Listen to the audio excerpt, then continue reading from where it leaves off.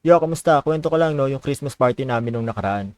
Ginanap sa isang private resort sa Antipolo. Late na ako nakarating, kaya parang dalawang laro lang yata yung naabutan ko. Pero, nanalo pa ako ng 400. Tapos, tamang inuman lang, at kwentuhan ng mga nakaraan at mga plano sa buhay. Ito, si Chef Jun, sobrang saya nito dahil buntis ulit ang kanyang asawa. Tapos ito naman si Chef Mike, na nagulat kami na magaling pala kumanta. Si Jerry naman, ito yung malapitin sa aksidente. Ewan ko ba? Doble ingat lagi, Brad. Si Don na sobrang lakas uminom at mahal na mahal si Pipay. Tapos si Alan the Great, kung sa customer service, siya number one.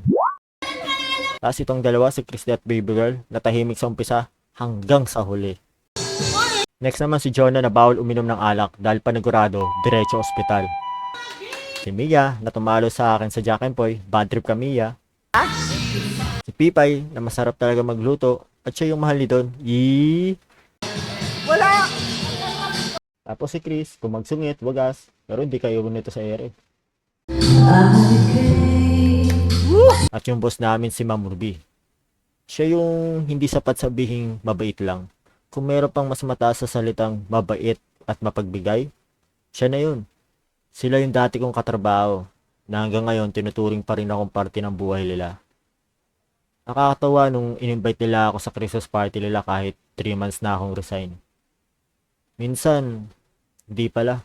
Madalas, mas na-appreciate natin yung mga tao kapag di na natin kasama o wala na tayong connection. Maswerte pa ako. Na-appreciate ko sila habang parte pa rin ako ng buhay nila. Love you guys.